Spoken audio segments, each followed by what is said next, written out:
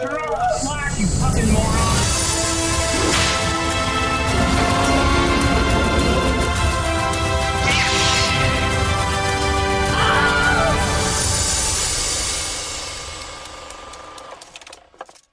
Hello, everybody, and welcome to Screen Share, a movie podcast about Dashiell Parr. My name is Calder Amos Wood. Dashiell Robert Parr. And I'm Adam Cook. This is our episode, kind of in a bit of a mini series that we've decided to do, where we tie up a couple franchise loose ends in The Incredibles 2 and Across the Spider-Verse, because I think I picked both of them for Animation Month. Yeah, these are both your Animation Month picks, and it was kind of hard to deny when doing those episodes that they both have sequels. Yeah, that are maybe better than the originals. Well, We'll at see. the time, we were like, and then there's Incredibles 2, which, it's pretty good. And then we were like, and Across the Spider-Verse is awesome. And then we go back, and we're like, maybe that's not quite an accurate representation of of Incredibles 2. Yeah, I would actually agree on that, because before we did, I think, the first Incredibles episode, I hadn't watched this movie since it came out in 2018. I'd only seen it once. Yeah, I only saw it that one time, and I was a little underwhelmed at the time. Which I think a lot of people were. I think that was kind of the general consensus, was that it was a good movie, but was a bit of a letdown. I think for way. younger Or just people, for sure. But it says it got pretty good ratings when it came out. It had an A+ cinema score, and it seemed like people liked it when it came out. But I feel like as a young fan of The Incredibles, it wasn't really what I was expecting, because I'd kind of forgotten what the actual Incredibles was like. I think a lot of because for a long time, Incredibles was the movie to point to of a movie that deserves a sequel and has not gotten one, for so long, because Incredibles was so good, and it ends on a little cliffhanger, and then there was just no sequel. So I think a lot of people were hoping that the sequel would be the sequel that we'd imagined it being, which would just be picking up right where they left off with The Underminer, which we do. We do. Literally. We do shit his pants. Do in my pants. And there you go. But he's done. Then that kind of wraps up pretty quick, and then we do something completely different. Because I do think one of the biggest criticisms of this movie is the villain, which is interesting, because I do see where some of the criticisms are coming from, but I think the villain's pretty great. Yeah, I think going back to it now, I expected initially, I think when I was going to see it, kind of a more action-packed film where it's only about the superheroes, right? Because I feel like that's where kind it's of what now that we've gotten past the they've got to be in hiding thing and they're not allowed to do it. Because the first movie ends kind of happy and hopeful. Yeah. So you'd imagine the sequel's going to be yay, everything's okay now. But and they're going up against a villain, a super villain, and it's mostly superhero stuff, even though the first Incredibles is there's a lot of superhero stuff in there, but it's not only superhero stuff. Yeah. But then you watch this movie the first time, and there's no super villain syndrome that's bigger and badder. And there's a lot of family things with Bob and the kids, even more so than the original movie. So I think that initially kind of cooled my vibe on the film. Yeah. But going back to it now, I'm like, oh, this is great. Maybe as good as the original. I find the action scenes in this riveting and the family stuff incredible.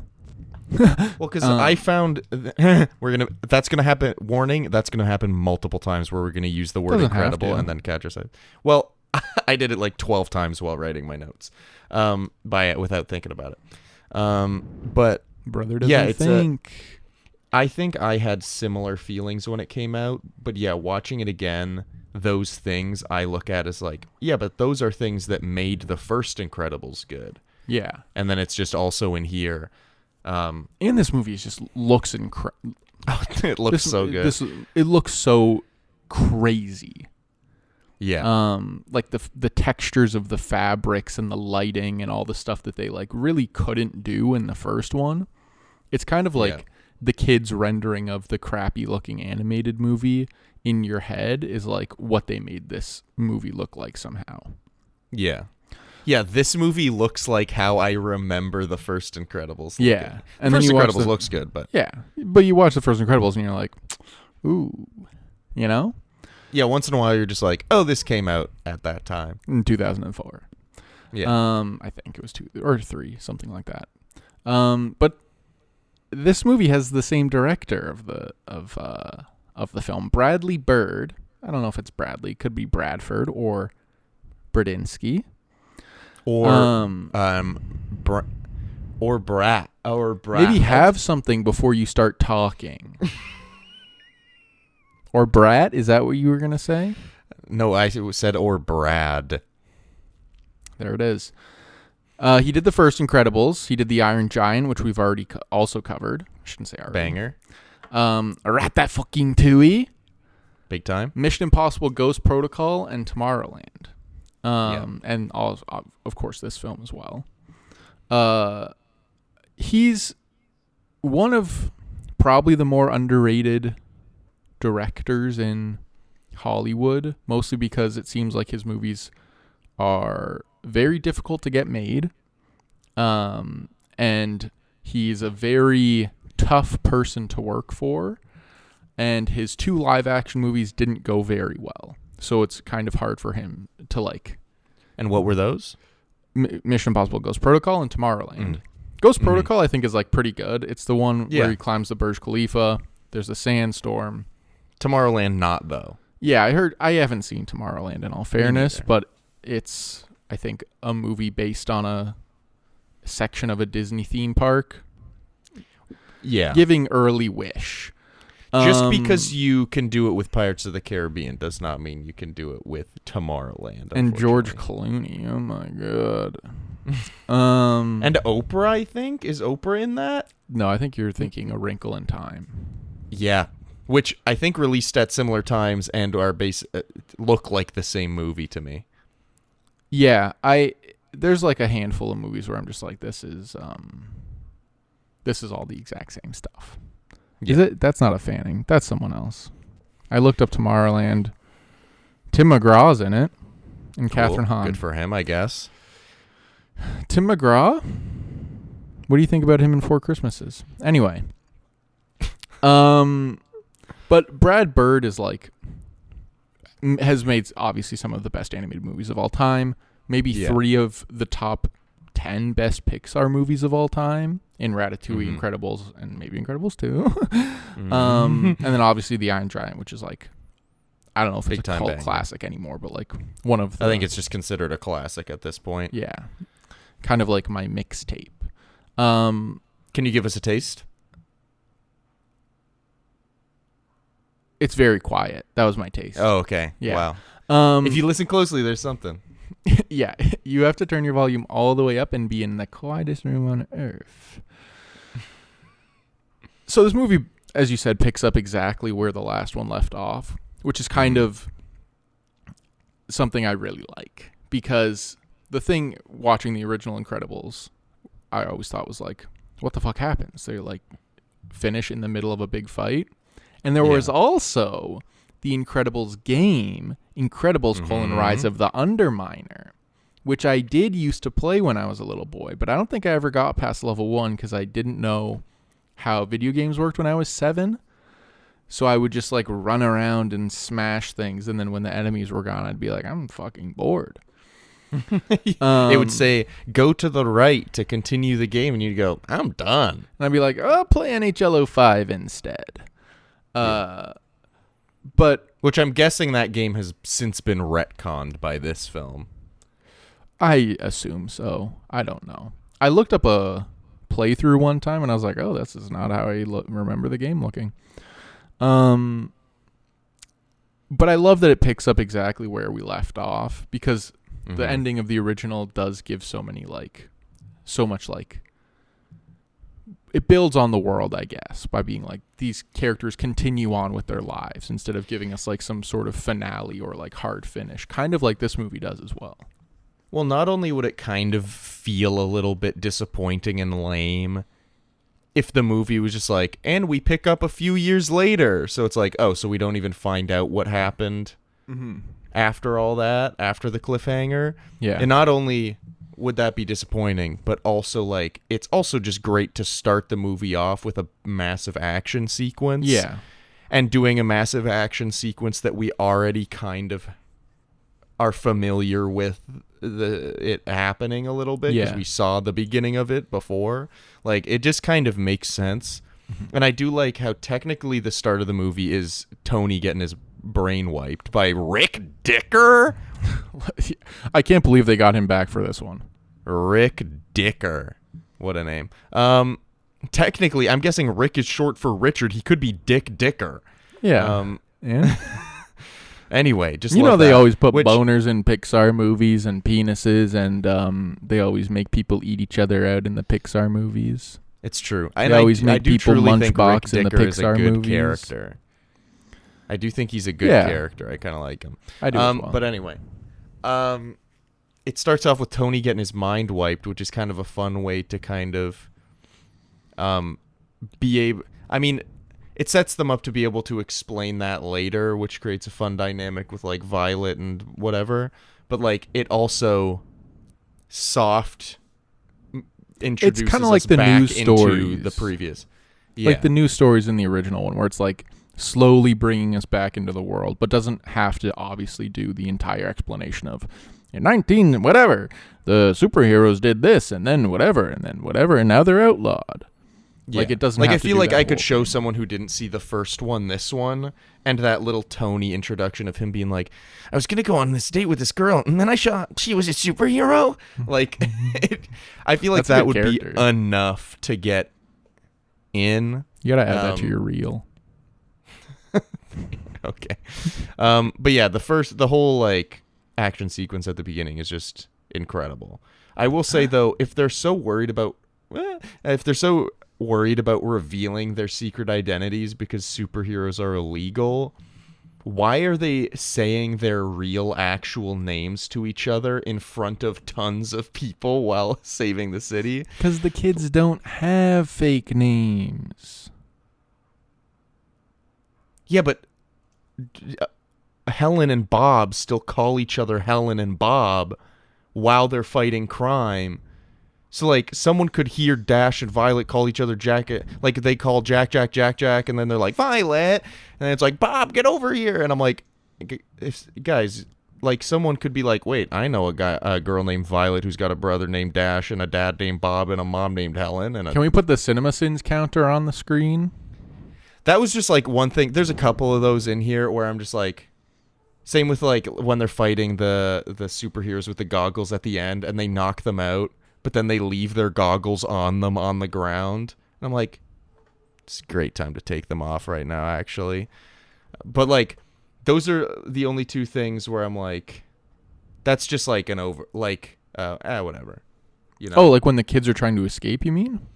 Yeah, there's a point where Jack falls out of the vent and crushes them because he's a big baby or whatever. And then there's like 3 superheroes with the hypnotism goggles on the ground. But I don't think they knew about the goggles then, though. Yeah, I guess in my head, I'm just like, guys, it's obviously the goggles. Yeah, it is. I mean, it's like, obvious, but that's also why like, it's a forgivable thing, because it's like, whatever. They don't know about the goggles till Jack takes them off. It's a great point, because Jack is kind of the goat in this movie. Yeah, he actually reminds me a lot of me when I was little, especially when he gets very, very large. But the Underminer fight is just an incredible set piece. The way everything ties together, the way they introduce Bob Odenkirk's character Winston, the way it like instantly brings stakes into it, and then it's also a kind of conflict where there is like kind of a logical solution for what the police would do, which isn't really what you can say about like the Syndrome one, right? But with the Underminer, he's taking some money. That's kind of it. I guess he's gonna crash his thing into the Capitol. Maybe. I don't even know if that was intentional though. That wasn't even into the. Oh wait.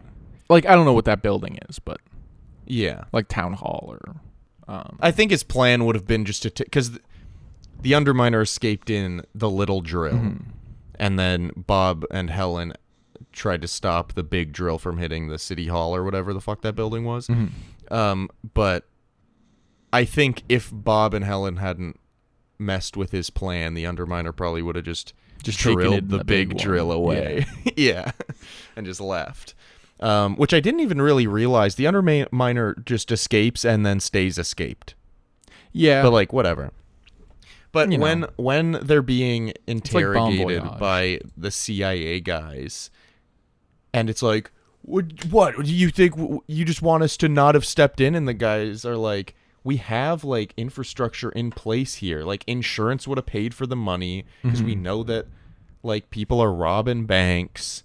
Like you caused more damage than probably would have happened otherwise. You didn't catch him. Like you didn't stop the money from being stolen. Like ultimately you didn't. Like you didn't really do stopped anything. Damage from happening, but that was damage that was caused by you trying to stop damage from happening. Yeah, which they kind of pop off. They're kind of right. No, I think in this scenario they are right, but with like then the movie goes to show like with the bigger problems, right? Like with the slaver stuff, where like they're gonna crash a fucking boat into an entire city. Into a city. Or like with the Syndrome fight where it's like a cop can't stop I forget what the big ball is called, but a cop can't stop that Syndrome attack, really. Yeah. You kind of have to have someone more powered. But a cop can stop a bank robbery or like someone jumping off a building or something, right? Yeah. Like both movies kind of start with this thing where it's like the hero shouldn't have gotten involved, but then by the end it's like the heroes need to be involved for these scenarios. Yeah.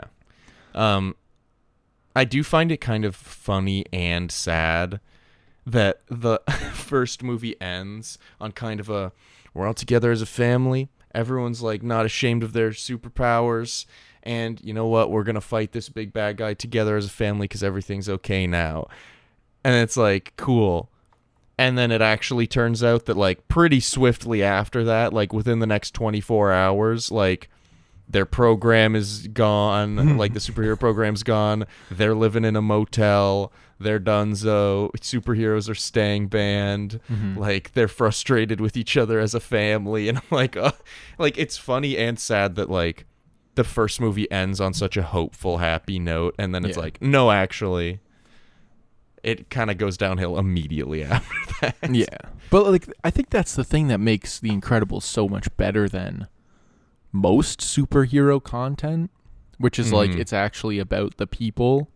It's not about the heroes. Whereas like most Marvel stuff, most DC stuff is about the hero, even if they're like trying to make it about the people and it's so grounded. Like Tom Holland's Spider-Man isn't really about Peter Parker. Like really, it's Spider-Man most of the time, and like how Spider-Man affects him more than like his relationship to other people. Yeah, I think I do think that it kind of. I wouldn't say those movies don't. I think this is like just Peter Parker. It's just, but I do think that it's less focused on like the personal relationships that Peter Parker has. Yeah. It is then because there's the stuff where it's like, am I gonna kiss MJ or not? And you're kind of like, okay. But even like with No Way Home, the ultimate like stakes and tragedy at the end of the movie is that he didn't get to be with his friends, even though it's like, I don't know, most of the shit he's doing to himself, number one, and he kind of doesn't spend a lot of time with his friends in that movie. Or he's like fucking things up or like fucking them over. Like, it's not really like a great movie about interpersonal relationship. Well, it's not really a great movie at all. But like, the movie's not about like interpersonal relationships, but it has like a dramatic, I guess, character payoff. Can I say something real quick? Of and course. you're allowed to disagree. I'll probably scream and cry. I think the point you're making is absolutely right. I do think that the Spider-Man movies were a bad example. Yeah, but like we've kind of been shitting on this one for a bit, but like whatever. You look at like, or I guess Matt and I shit on it in the last episode is what I mean. Oh no. But I never like asked you Doctor Strange. That's a much better. I don't give parallel. a fuck about Stephen Strange. Yeah. Like I could not care less because the movie doesn't get me to care. Mm-hmm. Yeah, they have like a brief thing. Like At the start. things about the character and like the person that they get you to care about are just enough to serve why he's a superhero, and then they kind of just leave everything else. I think the reason that this is like core about the people behind the people Yeah. behind the masks. Yeah, and I think the reason why I picked Peter Parker is because when I was trying to think of a Marvel character, I literally could not think of one that I could come up with an example for. Yeah. And like, I do kind of feel like the interpersonal stuff in the Tom Holland movies is like kind of surface level and base. Sure. But it is definitely better than like Captain America and Captain America 3 or Hawkeye in the show that was 6 hours long, you know? Mm-hmm. It is just kind of like most of the stuff is pretty base level, whereas this feels like kind of a real family conflict, and they also happen to be superheroes. The other stuff is like they're superheroes. How does that affect their family conflict? You know? Yeah. Well, I feel like a good example of that is that like the whole time Helen keeps being like, I'll come home if anything's wrong. Like I'll drop the superhero shit immediately. And like even at the end when they have their goggles off and Helen's like, I gotta go catch the plane or whatever and stop Evelyn. She stops and is like, I can't go get her because what about you guys? Like she, even after everything and even with an impending threat, she's like, the thing that matters most to me still is my family and those around me.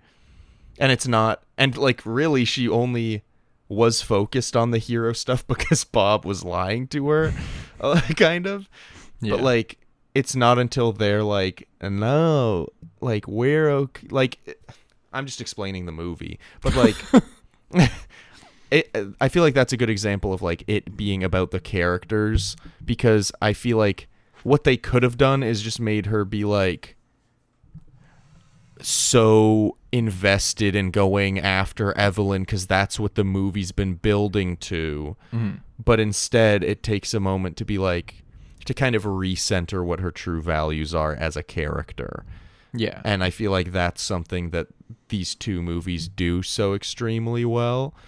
And like, I truly think that this movie holds a candle to the first. Like it's equally as good.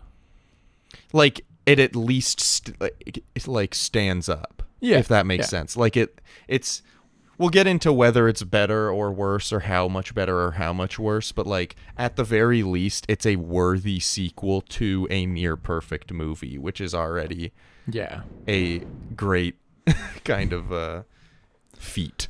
Yeah. And I think like as you were describing that, the thing that happens in the other superhero shows, if they have any personal relationships outside of the superheroing at all, like I guess with Hawkeye is like he makes a call to his wife and he's like, I love you so much, but I gotta do my job.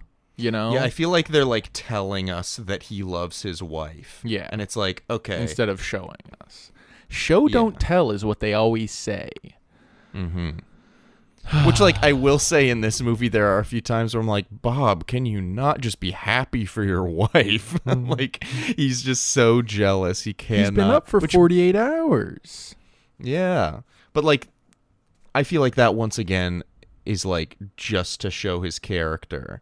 Because that's kind of to show that, as far as he's aware, the only way he can find purpose and be happy is in being a hero. That's like part of what the entire first movie was. Yeah. And then this movie is him finding purpose and finding meaning in his family. Yeah. Which is like great to see. So like even the like negative of Bob being like not super supportive of Helen, or at least having to really pretend, and he's like lying to his wife. All these sound bad on the surface, but it is all to like build up to him having like a great turnaround as like I feel like really the end of that whole arc for him is when he apologizes to Violet for fucking everything up, and then falls asleep as she's saying that it's okay, and like that kind of is like a nice end for that. And then we get into more screenslaver shit.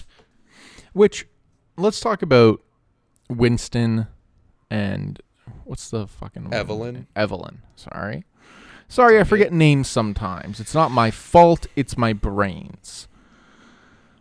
Their plan at like a base level, even without the evil stuff, is kind of weird. Like, it's basically like, we're going to make Cops, but with superheroes. Like the show Cops with superheroes. Where they're just like, we're going to show people what it's like to be a superhero. Like, essentially, they're trying to create like superhero propaganda.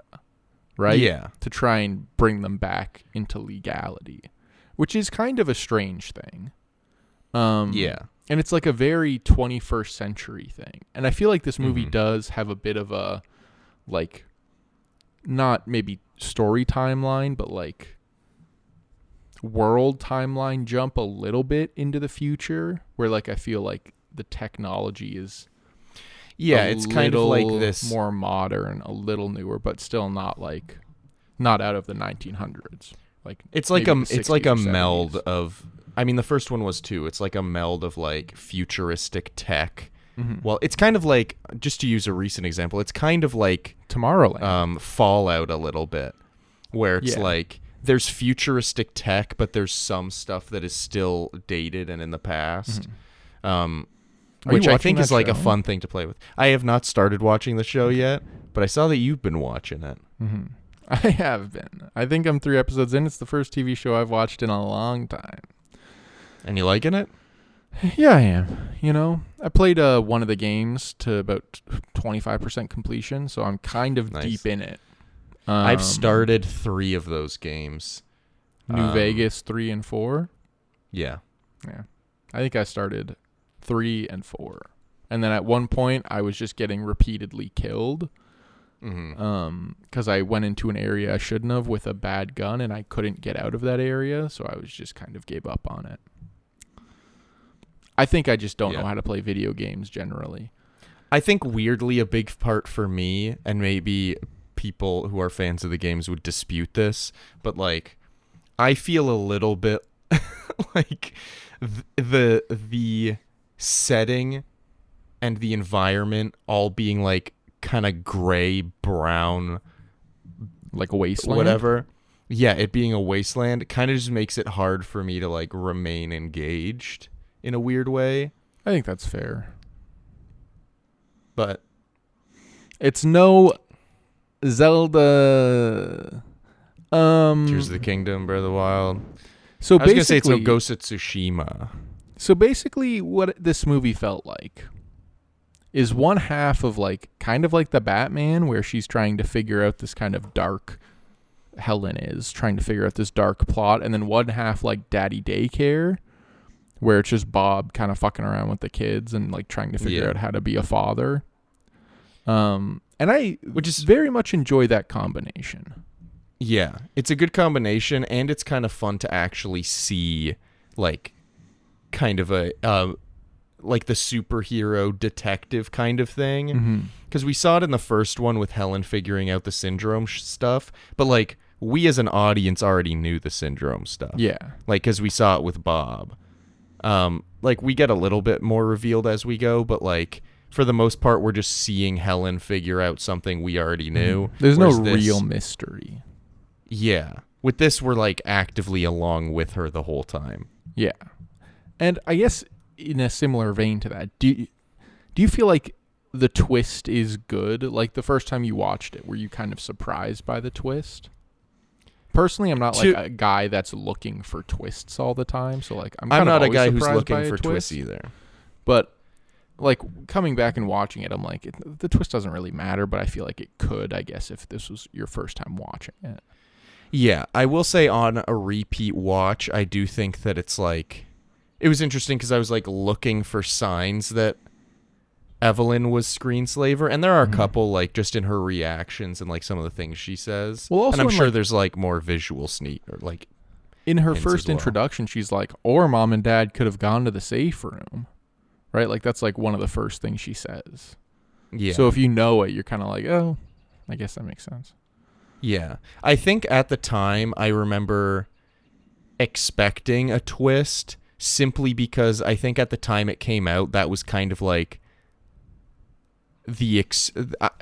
I think that was kind of the norm, where it's like, if there's not a twist, then that's boring. But like, I remember the twist happening and being like, yeah, I mean, it was probably going to be her or like Rick Dicker, but like it felt like it was going to be her. I mean, they introduced 2 new rich people, so you're kind of like, okay, it's probably going to be one of them, and we haven't really seen anything else happen outside of them. So it's like, I don't know. I feel like maybe there's another scenario where they make Winston actually secretly like, I actually was like, did become super like resentful against superheroes after my parents' death because they didn't answer the phone. Yeah. Like, and that's the twist, which would have been a bigger twist. But I think, I don't know. I remember at the time thinking, yeah, I think I remember at the time it feeling like it was kind of an anti-twist twist, where it's like, if you think there might be a twist, it's probably going to be Evelyn, but it's like, yeah, but that seems too obvious, so maybe it's Winston, and then it does end up being Evelyn. Like, that's kind of how it felt a little bit. But I don't know. Maybe it's almost better upon rewatch because the twist isn't like so extravagant that you're like, whoa, what? So like knowing it going in, you're just kind of able to enjoy what's happening. I don't think and I do think that Evelyn's like a good villain. Yeah. And I don't think the movie like hinges on the twist. I don't think it's like, no, it really matters that much. It's not the important part. Yeah. But I do think, what are all these kids doing on their phones? They're so addicted to their phones all these times, huh? You know? And that's kind of what the screenslaver's getting at. True. I didn't really have anywhere I was going with that. Yeah, he had like a monologue or something. I'm saying he because it's when the Pizza Boy's doing Pizza Man. Yeah. But like he does like a little speech when Helen's about to go to his like little apartment, whatever the fuck. And he's like, you don't talk, you talk shows. You don't play games, you watch game shows. And I was like, that is very, like, I don't think that like the message is dated. In fact, I think it's kind of more relevant than ever. Like, we're all fucking rotting on our phones. I think it's true. That being said, I do think that's the one point where I was like, I can see the time that this came from to be like, everyone's watching these shows. Whereas like the message now, I feel like would probably be a bit different, but I think part of that message was also just like vamping, right? Like all the other screenslaver stuff is pretty condensed or like pretty short. But then when Evelyn knows that Elastigirl's like going out to look for him and he has to stay connected to the show, whatever, like the screenslaver just goes into vamp mode of like, this is my ideology or whatever. Yeah. Which is just like, I think it's meant to be base level because it is just like, this is a bit of a facade for what the actual plan is, which is to get superheroes banned. Like screenslaver in essence doesn't give a fuck about people on their phones. Like that doesn't matter at all. That's just a method. Of it had to be believable. Although on the topic of themes and messages, I do like that there's quite a few kind of like don't trust the government type themes in here, where like there's a point at the end where Evelyn's being arrested and Violet's like, well, she's rich, so she'll probably just get a slap on the wrist. And it's like, okay, good point. And then at the beginning also, like when Bob and Helen are fighting, and Bob's like, or Helen's like, being a super is illegal, and he's like, but should it be illegal though? And she's like, well, it is, and I believe that if it shouldn't be illegal, there are laws set in place to make it legal. And it's like, you're a little bit trusting of the system there, Helen. But anyway, there were a couple themes of that in here that I liked, but I think ultimately it's kind of mostly about fam. Is this Widowy Trudeau's Canada? This movie is like very similar, I guess, in structure to the original. But I feel like the big like idea of this one is basically we flip Helen and Bob's parts. Yeah. Where it's like Helen's in the house in the first one, essentially taking care of the kids. It switches to now Bob is like taking care of the kids in the house. And the other one's out of the picture. Maybe dead, maybe I don't know. But and then one goes to save other, and then also gets captured, and then kids kind of figure it out, and then they're all back together as a family. Yeah. And then Frozone's there. I think there is a little part of this that feels a little more. I feel like they could just do a little more with the newer technology. Yeah. Like where there's a little more intrigue to the Helen parts than there is with the Bob parts. There's a little more like humor and more fun animation with the Bob parts and Jack. Like Jack versus the raccoon. Or another great one is like when they go to the happy platter and Violet does like the spit take, which is just like an incredible piece of animation, which I don't think they really could have done in the original, or at least done to make it look so good. Yeah. Which I feel like, I don't know. I feel like it's lame to say that the fact that the technology has progressed makes this movie maybe a little better than it should have and feel a little more new than it should, even though it is like a pretty similar story. It's kind of a lame thing to say, but like, I mean, it is just visually stunning. Yeah. And like visually interesting also. It's not just like maybe I have to rewatch it again, but I think of like Toy Story 4 and like that's a movie that looked incredible, but that's kind of where it stopped. Like the movie was good, but it was kind of just like, yeah, it looks incredible and it was a fun watch, but that no more than that. Maybe we'll have the same thing with that we've had with Incredibles 2, but this movie feels like, yeah, it's visually stunning, but those improved visuals are serving a purpose, and then also on top of that, the like messaging and writing is also good. Yeah. So to be honest, I haven't seen the Toy Story movies in years, and I've never watched 3 or 4. You should at least watch 3, but anyway. I watched 1 2 years ago. I watched 2 when I was a child. And I've never watched 3 or 4. Because you want me to... Okay, I don't really have a reason. That's fine. I just haven't gotten around to it. But what I heard, like, everything I saw about Toy Story was like, look at how incredible the animation is. More than like I do think Toy Story's like story is truly good. 1 and 2, honestly, I think 1, 2, and 3 are all superb. But like 3 ended really well, and then they were like, we're doing a 4th.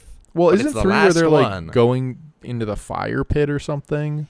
Yeah. And then they like escape and then Andy gives his spoiler alert. But like it basically anyway, it ends. It ends perfectly. But then they just did a 4th to do a 4th. I've heard this, that like the 4th was made because Pixar had a couple duds and they were basically like, we got to bring out the Toy Story cash cow.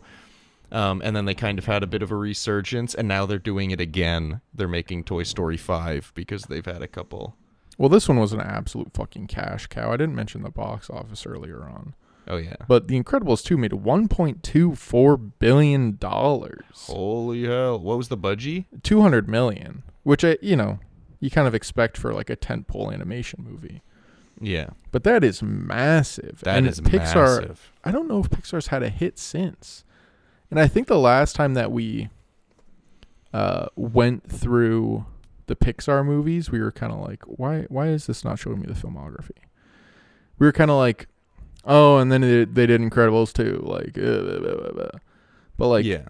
I think this might be maybe the last great pick. I guess you have Soul. That can't be. It's not. I guess Pixar it's not true. Movies timeline. Because here's the thing. Like there are other great Pixar they've made movies, some bangers, but they don't have great box office Pixar movies. Oh no. Yeah, like I guess Toy Story 4 probably did as well or equally as well than this movie. It made $1 billion. Sure. But like after that, we kind of get into COVID. There's Onward, Soul. Soul's good. Luca's Onward good. Turning Red's good. But then you get Lightyear that goes into theaters and flops, and Elemental that goes into theaters and flops. Yeah. And then coming up, we have Inside Out 2, which is like kind of up in the air. Like I don't know if that's going to be a good movie or if people are going to like that because they kind of cheaped out on the cast a little bit. Yeah, we'll see. Then there's Elio, which is another original Pixar movie, and there hasn't been really a good original or like an original Pixar movie since the pandemic that has performed well. Yeah. And then Untitled Film and then Toy Story 5 in 2026. That's the weird thing, though, because like Onward came out in theaters and then COVID hit, so then it went on streaming. So and that we saw that. Affected that. We did see that. We literally saw everything that. was shutting down. I think the day that the day everything was shutting down. Yeah. Because before seeing the film, we were in Eastside Mario's and all the TVs had Justin Trudeau going, "Everything will be shutting down." And we were like, oh, I guess we shouldn't be here then. Yeah, there was literally like one server at the Eastside Mario's. She was like, yeah, I'm probably my last day for a while. And I was like, what the hell? And then we went into a crowded theater. Yeah. Anyway, so Onward. Was it crowded though? I don't think so. I think it was like half full. Not even. But people were scared. It makes sense. But Onward, I think, was good. Did okay during its limited box office, but then it went right to Disney Plus. Soul was fully Disney Plus. I do also think that Onward is just like okay though. Like it's. Well, yeah, I'd like to give it a rewatch, but I'd say that Onward is on the same level as like. What for me? I feel like. What's a good example? Is it like a Cars or a Monsters University kind of thing? I'd say that to me it's better than Cars, but like worse than Up. I'd probably put it like right under Up. Interesting. Anyway, but I like Onward. Finding Dory, anyone? I don't know. Soul banger, Luca banger, but like both of those were streaming films, so like things get weird. Anyway, we don't have to talk about this anymore. But the point is, Incredibles 2, monster hit. Yeah. At the box office, and then I think for audiences, people were like, "That was good." Like I've heard people talk about the movie since and been like, "Yeah, the first Incredibles was so good, and then the second one kind of sucked ass." And I'm like, "You clearly haven't seen it recently." Yeah. I think you just kind of forgot it and are assuming it's bad. It's like, no, it's actually like a pretty great film. I think it kind of got memory hold for a lot of people. Yeah. Where it like came out, and then if you like remind people that Incredibles 2 came out, they'd be like, oh yeah, I guess so. Like it doesn't seem to have stuck in a lot of people's minds for some reason. And I'm not really sure why that is. I'm also not sure why that is. Because I think with the first movie, like there are things to point to that everyone's like, whoa, like I don't know. There's just like a lot of fun quotes and moments in the first one that I feel like everyone points to, but I don't feel like this movie's missing that. I just feel like people aren't talking about it as much. And I wonder if that's like a little bit superhero fatigue, a little bit people weren't digging the villain twist at the time. Right? Yeah. But I guess didn't like Endgame come out 2019? 2019? Yeah. So like, because all the big franchises ended in 2019. I just remember like people already kind of having superhero fatigue, but being like, but this is the big end. Yeah. This is the big end of the MCU or whatever. But like, I don't know. I wonder if it was just kind of overshadowed. What came out at the same time? I think it was like Ice Age, Age of Extinction also came out around the same time.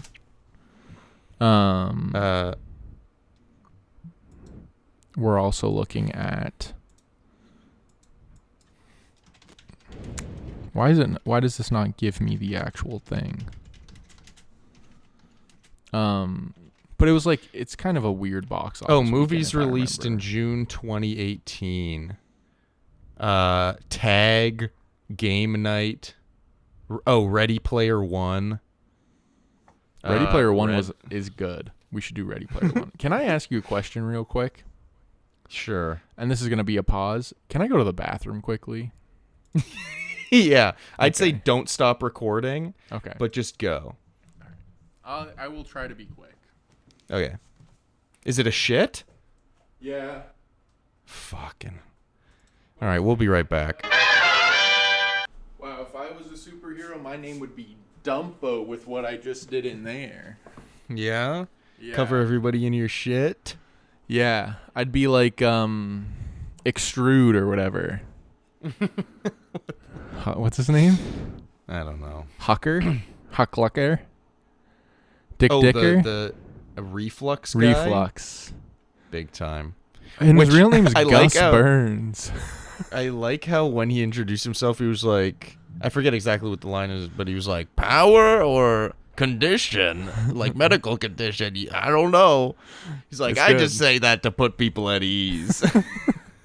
But then his power is vomiting lava. Which is actually sick as fuck. Yeah, it's kind of and very dangerous. We're kind of right back into it, right?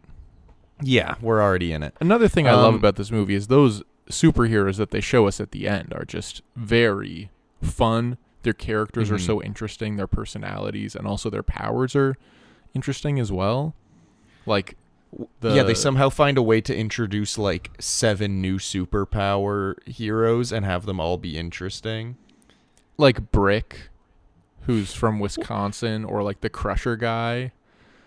And then Bob asks him, like, can you uncrush it? He's like, why would I uncrush? He's like, why would I uncrush? What if I ask you to unpunch something? Or whatever. Yeah, that's a good bit. Which I truly, even on a second watch, I was truly expecting him to, like, help. Yeah, Like, I was expecting he really him to just doesn't uncrush do it. shit. Yeah, I was like, oh, this will be like a fun little character moment where he realizes he can uncrush things, and maybe that's, like, where he should actually... And it's like, no, he's actually just not going to uncrush it. Yeah, not even close. Apparently Usher plays the valet of Winston, who's a fan of Frozone. The one that's like, oh, you're my biggest fan. fan. I mean, I'm your biggest. Nice to, and then Frozone just goes, nice to meet you. Yeah, damn, Frozone's so cool. He's still my favorite Frozone's so superhero. cool. He's got to be one of my favorite superheroes of all time. Yeah, he's so good. Which, by the way, I noticed at the end, I'd never really considered it before. I think it's just because in this movie they talk about like damage control a lot and how like Elastigirl has a better track record of getting things done without damaging public property or putting people's lives at risk than Bob. Yeah, But I noticed at the end, like, Frozone's powers are, like, so good for damage control. Oh, yeah. Like, there's a massive yacht headed for the city, and he can just pump out a shit ton of snow to cushion it. yeah, that's wild. Yeah, so good. And he always comes in at the best time. He's able to, like, get a derailed train off on this big ice path, and I'm like, he's so good. You get And that he's man so a cool. Camelback, and he's unstoppable. Yeah. And I truly think maybe my favorite action sequence of the whole movie is when the superheroes with goggles come on to take the kids and Lucius shows up. Mm-hmm. And like that whole action sequence from Dash opening the door to Dash, Violet, and Jack leaving in the Incredibile, I believe it was called. Like that whole bit is so good. Yeah. Oh, and dude, the Elastigirl bike scene is also Oh my gosh. the like her being able to split the bike apart so that she can like elastic herself to jump over a gap, or like split it apart so she can ride on either side of a train tunnel. I'm just shaking So my good. head. Yes. Yeah, it's so good. Every action scene in this movie is like perfect, exactly what you want. So creative as well. And also, the unsung hero of this movie is the music by Michael Giacchino as again. But like the music is perfect for these scenes. It's great at building up, like getting you tense, building up the sort of excitement in the movie and everything like that. And then you really notice it at the end after they've kind of made the ship stop. When the music stops and you're like, oh, my shoulders were up, my entire body was tense. But now that the music stopped, I can release myself. Yeah. It is just, it's incredible. Fuck. It's incredible. It's incredible. It's incredible. It's incredible. I didn't really think about this, but like it is kind of insane how they kind of got everybody back for this. And not just cast, but like music, director, like I wouldn't be surprised if like some of the writers, but like they got everybody back. I think the Dash voice actor is different because the kid grew up. Like that's just kind of how things work. Yeah, I guess that's how it works sometimes. But like aside from that, I'm pretty sure they got everybody back. They have the same editor for this movie as well as the last one. There you go. Same like producer. It's Violet same voice actor, but yeah, I think Dash different voice actor. But like I feel like it just makes sense that the second one would be made and it would be like, all right, we got Bob and Helen back, but like no one else really, and unfortunately we had to recast some people. Brad Bird wasn't able to come back for Edna Mode or for directing. Also music, we got a different guy. The music's still good, but it doesn't quite fit, and then it kind of like falls flat. But they got everybody back. But that's like basically the kind of shit they're trying to pull with Inside Out too, which Yeah. makes me worried about it. Which Yeah. is like we're gonna make another Inside Out movie because you like that so much. But it's like, well, we liked kind of the first Inside Out movie because of all of the voice actors and the story was good and all that. Like, if you give us a half-baked story with kind of worse voice actors, I'm not sure if people are gonna like it as much. If Inside Out 2 sucks, that'll be, I think, one of Pixar's biggest, like, blows, biggest disappointments. Probably more than Cars 2, I think. Because, like, Cars, people watched it and they were like, man, that was enjoyable. That was real good. And then they made a second one, people were like, that one not as much. Whereas this will be like, Inside Out, I think, is one of the upper echelon Pixar movies for most people. Yeah. So if Inside Out 2 flops, that'll be, I think, a massive hit. But like Bill Massive Hader's not in the next Inside Out. Now it's Tony Hale. Mindy Kaling's not in it. Yeah. Amy Poehler's still in it. But Bill Hader and Mindy Kaling not being in the movie is kind of big. Yeah. And I think also Louis Black isn't back either as Anger, I don't think. No, he is back. Louis Black is back. Louis Black is. So they kept Joy, Sadness, and Anger. Yeah. Swapped out a couple others. I don't know. And then they're adding a whole bunch of different emotions. Like Iowa Dibri apparently is in it as envy. Maya Hawke is anxiety. Adele Exarchopoulos is boredom. Paul Walter Hauser is embarrassment because he's embarrassed that the other guys are complaining about their wives and how much he loves his wife. That's true. He loves his wife. He's gotta go. But it does feel like one of these things where it's like, do we need a second Inside Out? Well, that's why, like, kind of to what I was saying earlier about, like, when Pixar gets nervous, they make Toy Story. That's kind of, well, first of all, they're doing it again with Toy Story 5, but they're also kind of doing that with Inside Out, where it's like, we've kind of not been on a roll lately. Let's do one of the ones they like again. Mm-hmm. But it's like, but here's the thing: when you do one of the ones we like again, like I dread the day they do WALL-E 2, because I'm like, leave it be, you know? And I kind of feel that way about Inside Out, where I'm like, yeah, it's very, because a lot of people are like, it's so easy to just like, now do the teenage years. Yeah. It's like, yeah, sure. And that is interesting. But I don't know. I just don't like the idea of like putting your fingers in something that's good and people like. Because, I don't know. The risk is It is a high. Disney company after all, so they're going to keep making shit. What are you going to do? I you know? I Did think you we know should that, head. You go first. that Lightyear is actually about the man, not the man that they base Lightyear off of, not the cartoon that we think he is. It's the actual guy. Well, no, I'm pretty sure it's not about the thing they base the toy off of. I think it's supposed to be about the fictional character Buzz. No, but the fictional character Buzz is based on a real guy in the world. But it's not. No. I'm Is pretty it? sure.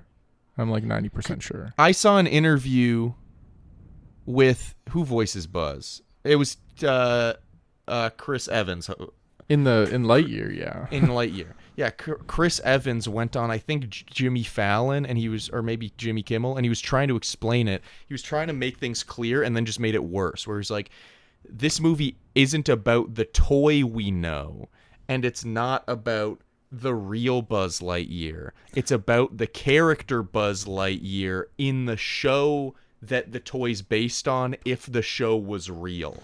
I just read the Wikipedia page, and it says in 1995, a boy named Andy got a Buzz Lightyear toy for his birthday. It was from his favorite movie. This is that movie. Why didn't they just say that? I think Chris Evans didn't know that. Wait, so Lightyear is the movie Andy watched? Yeah. It was worth it for sure to do that. Fucking hell. I don't know. Because technically that's the 5th Toy Story.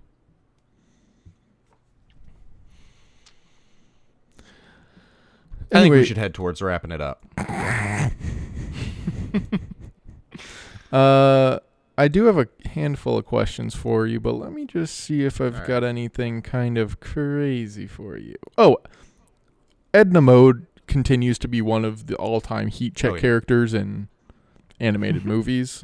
It's true. Bring her in for 5 minutes a movie and you're golden. She's one of the ones where I think watching the first time I was like, you don't have to bring Edna Mode back. They're just trying to bring her back because people like her. And then I'm like, no, that was good.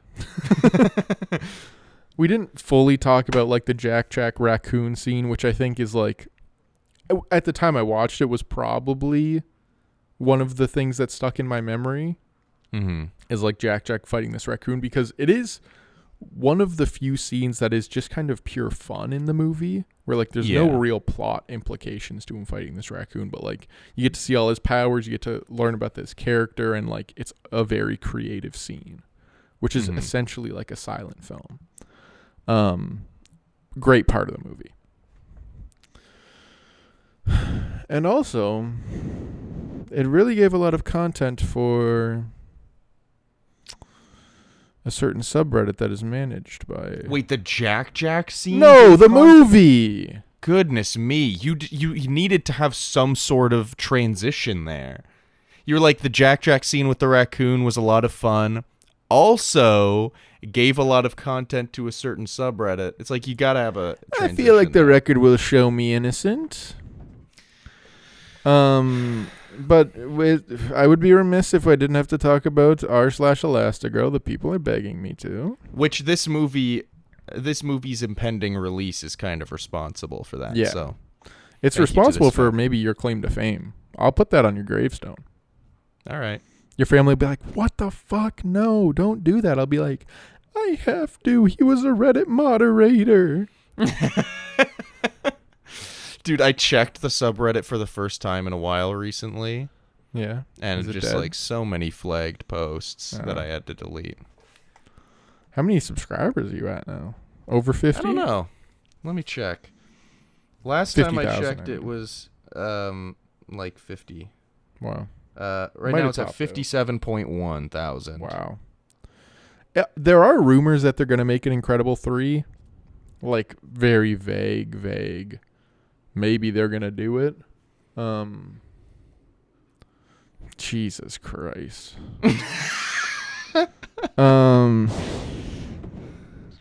Yeah. But Wait, there are signs that they're going to be doing Incredibles 3, or there's not not? really.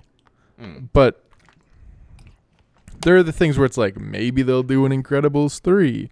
But I don't want them to make an Incredibles 3 if Brad Bird's not in it and they can't get the Well, yeah, same it has to be cast. Brad Bird directing. He has to be back as Edna Mode. They have to get the cast for, at minimum, Helen and Bob, but preferably Helen, Bob, and Violet, and hopefully Dash. Mm-hmm. But Like, I'll wait another 14 years. I don't really give a shit. I mean, I do feel like you kind of need, what is it, Helen Hunt? And Craig T. Nelson. Yeah. Holly Hunter. I feel like sorry. you kind of, or sorry, what did I say? You said Helen. Helen Hunt? Helen Hunt? Hunt. Okay. Holly Who's also Hunter a- and Craig T. Nelson and Samuel L. Jackson You for do need Frozone, Samuel L. obviously. Jackson, You kind of need those three, I feel. So that's why it can't happen. I feel like it shouldn't happen in 14 years. Like, I'd truly...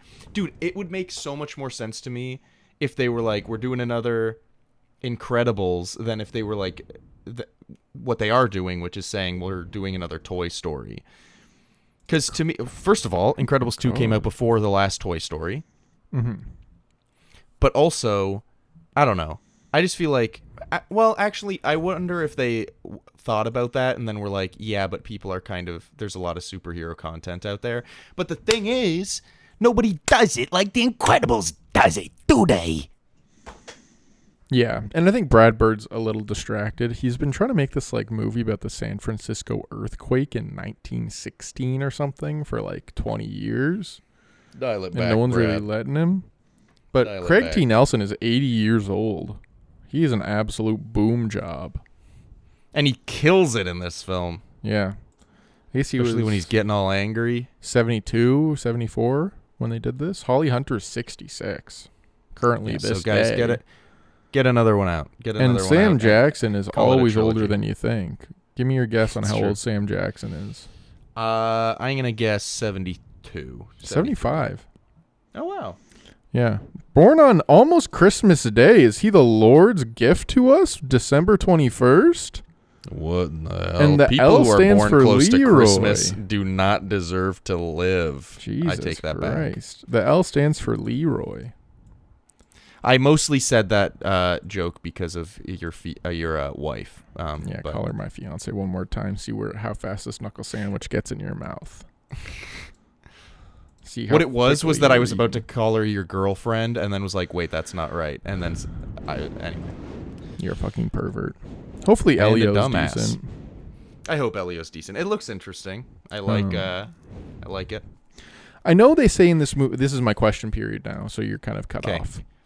I know Also, they say I don't mean to be this guy. Can we rapid fire? Yeah, that's what I'm doing. Oh hell yeah! I know they say superheroes are the last line of defense, but I'm pretty sure that's stand-up comedians that are the actual last line of defense. What are your thoughts? No. I was gonna try and, but no. Stand-up comedians are what we say is stand-up comedians are the last line of defense, obviously. Who else is gonna make pee-pee poo-poo jokes, huh? It's true. Me. I'm not a comedian. We kind of covered what you want. We kind of covered all my other questions. It was thoughts since the movie's release. I did, say if Frozone had a camelback, he'd be kind of OP.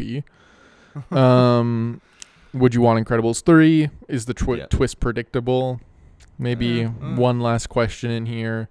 If you could choose one of the side heroes to be, who would you choose? We've got Owlboy, Reflux, Void, with a Y. I mean, we didn't see much of Owlboy, but he Brick. seemed like pretty insane. What's another one? The Electric Guy, The electric guy. and Crusher. And I then there's feel like also the dude with the probably- fucking turtleneck that is in the meeting, who's sick as fuck, looks like Gru looking ass. Yeah.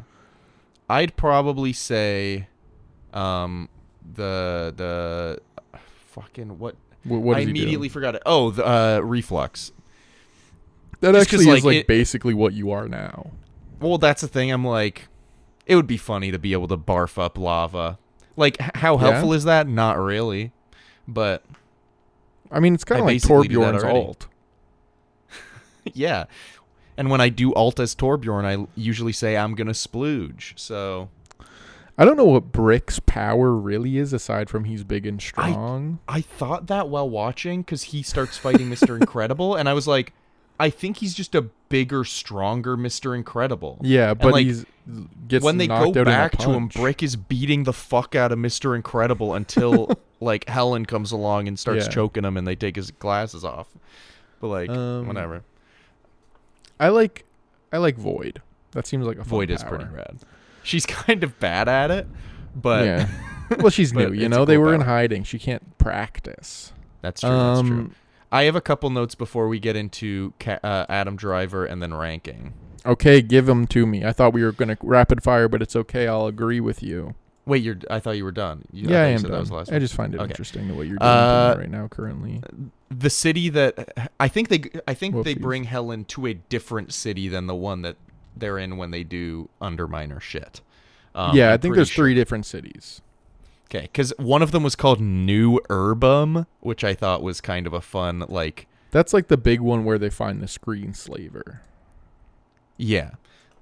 I just think that's a funny fictional city name because it sounds like 5 city names rolled into one. Anyway, I wrote Elastigirl's So Badass. I think I mostly wrote that during the motorbike sequence just because, Yeah, like, it's sick as fuck. so it's so good. I also really like the scene when she first takes the, like, Elastibike or whatever it's called, like, out for a run, and she's beside that car with a bunch of teenagers, and they're like, "Whoa, Elastigirl!" and they're freaking out. I just really like that. And the one guy says, "Marry me." Yeah, and I was like, I'm in the movie. What? So There he screens is. Caught on me. I caught in 4K, caught in 44,100 hertz. Anyway, I think Screenslaver is like actually an insane name. Like, that's so good. The Screenslaver, and he enslaves people with his screens. Like, that's well, yeah, that's just marketing, baby. yeah. An Elastigirl video game would hit so hard.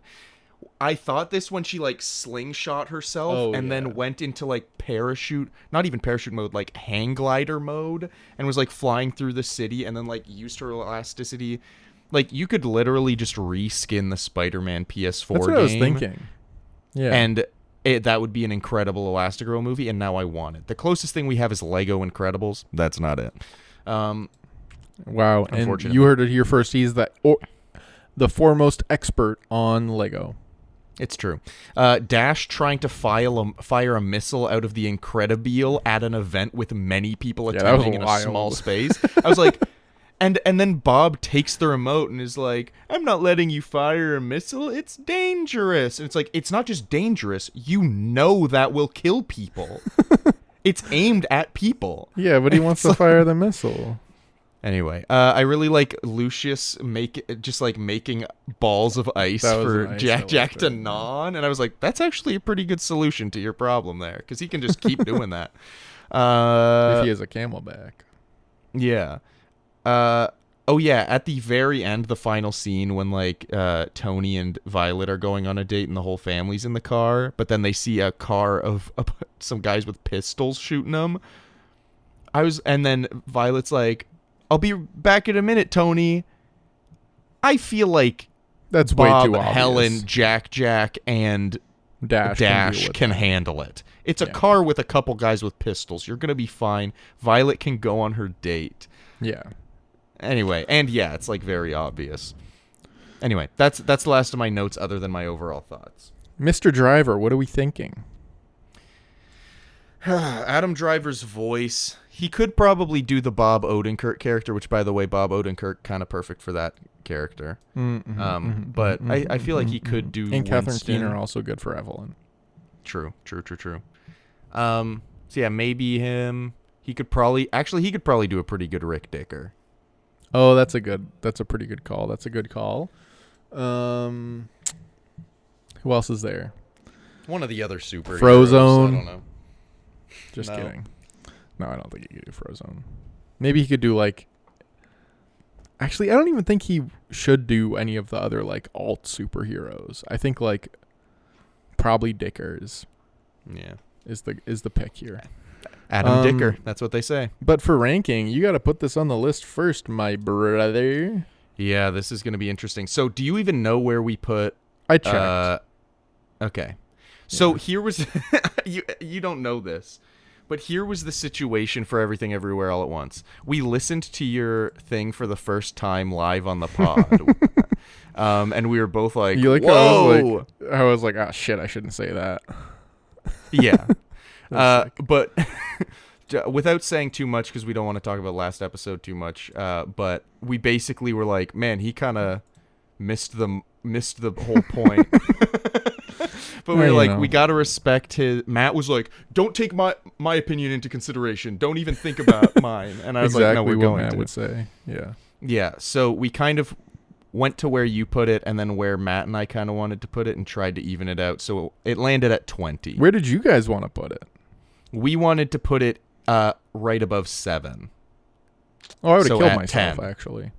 Yeah. So we put it at 20 instead because you wanted to put it like 33. And we were like, what the hell? I wanted to put it forget what below it was. Brazil, 38, brother. Oh, yeah. So even worse. So anyway. We Or ended better. up putting it at 20. But this movie, the first Incredibles, which, by the way, first movie called The Incredibles. This movie just called Incredibles 2. No the. That's perfect. Found that interesting. But yeah, I do think it's the correct Drop the decision. article. Incredibles 2, I don't think it's better than the first one. I think it's very good, but I don't think it's better than the first one. How much does and he there's try actually to ruin my entire life here? There's actually a lot of movies here that I'm seeing that I think are better than it. Like, I'm looking at The Iron Giant, and I'm like, that's another Brad Bird film. Is this better than The Iron Giant? That's kind of where I'm kind of, like, debating right now. You can't keep looking at me trying to make me solve your problems. I'd put this probably maybe, like, right under The Iron Giant. Above Close Encounters of the Third Kind. Where are you thinking? I thought we were getting along for once. I mean, that's just immediate feelings. I could be moved. I was thinking around 10. You know, 10?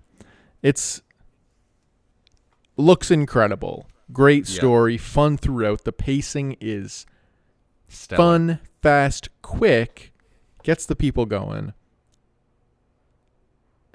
Gave you a Reddit moderating job. Yeah, I was given that job. And also, I think like the jokes are pretty funny. I think And still land.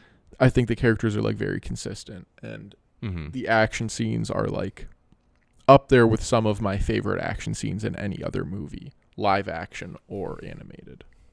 Here, let me just spam through my overall thoughts here real quick, because I feel like this kind of sums it up. This movie is well-paced and exciting with some incredible action sequences and some pretty heartfelt moments. The animation is also superb. That being said, I don't think it's as close to perfect as the first one, which is a bit cleaner in its execution. Overall, though, a great sequel, which I think is kind of where you're saying as well, where it's like it kind of hits on everything. It's just not quite as crisp and clean as far as it's... This movie could raise above the original for me with like maybe a year or two in the future and another watch. Because there is something about this movie that sticks in my head and makes me think about it very often, especially since I've watched it like twice in the last 4 months. But yeah, there are a few action scenes or few movies that open with the energy of the initial action scene in this movie. It's true. And then every time that they go into like the action mode and the music kicks in, which the music is like pretty much perfect. It really just pulls you right in, and you're ready for it. You want it, and you want more, brother. It's true. So that's why I'm saying around 10, but we when can move it down a little bit. When I started watching the movie this time around, I was like wondering how invested I'd be and how much I'd be paying attention, but I was locked in the whole time. Yeah. So like I'm looking at the list, and I'm said, like, Surf's Up. This movie is much more entertaining than Surf's Up. Maybe more entertaining. I don't think it's better though. That's just that's me personally. We've already established that.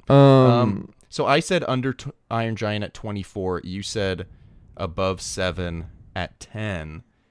So middle there would be like what? About like 15. Above Philosopher's Stone. Yeah, but then we're also putting it below Return of the Jedi, which is a fucking travesty.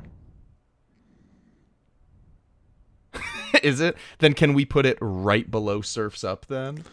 I guess, but also then I'm like, this movie's better than Surf's Up for sure.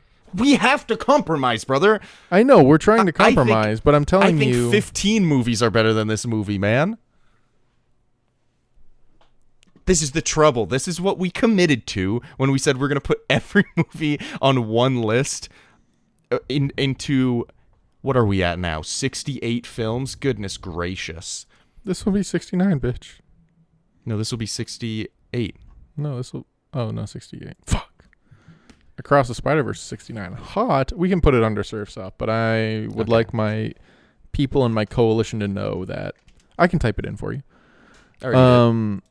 My people in coalition to know that I would like it above Surf's Up and probably above 7. Maybe actually above A New Hope.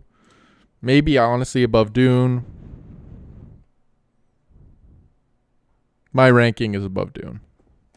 At 8? Yes. I think my ranking is probably at, what was it? Right below 68. Iron Giant. Oh, I hate that movie. 25. It's at 68. Put it right next to Jack Frost. Dude, I'm arguing to put the movie above Close Encounters, Shiva Baby, Silence, which I rave about, Barbie Bottoms, Marriage Story, Die. Like, you're talking about it like I'm making you put Fast 6 up here. No, I'm not. You're talking about it like I want to put it with Cats. I think brother, this you movie's literally incredible. said this shit doesn't hold a candle to the Snowman and Jack Frost. I never said that. You said I hate these people more than I hate the boys in that awkward moment. Calder, we talked about Turning Red being good. It is at 48 on our list. Yeah, but that's an actual national travesty that we're doing right now. 10 Things I Hate About You. Oh, that's a bad example. You hate that one. Wet Hot American Summer at 57. And I'm telling you, you can't put it down in the dregs with those. Yeah, I'm not. I argued to put it in the dregs with Close Encounters of a Third Kind. That is it. Oh man, you're gonna slit my throat with my own hands. Don't know what that means. You're saying nothing. Incredibles 2 thank you sitting everyone at for 6. watching. See how what you did to me? I said watching. What the fuck? This is a audio. Thank you everyone. Thank you everyone for listening. This has been Calder and Adam of the Screen Share podcast. That might be defunct. I don't know if we're going to do an episode next week because of what he's done to me. You're a fucker. I appreciate everything, and if you could send me $50 each, that would be very well appreciated. I will not give Adam a cent. Have a good day.